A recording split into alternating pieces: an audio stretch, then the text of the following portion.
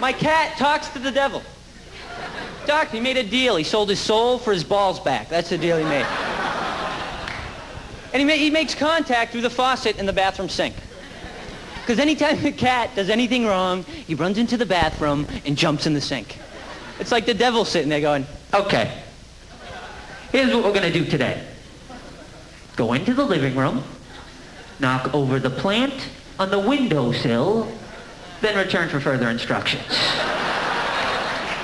Stand by. you're crazy.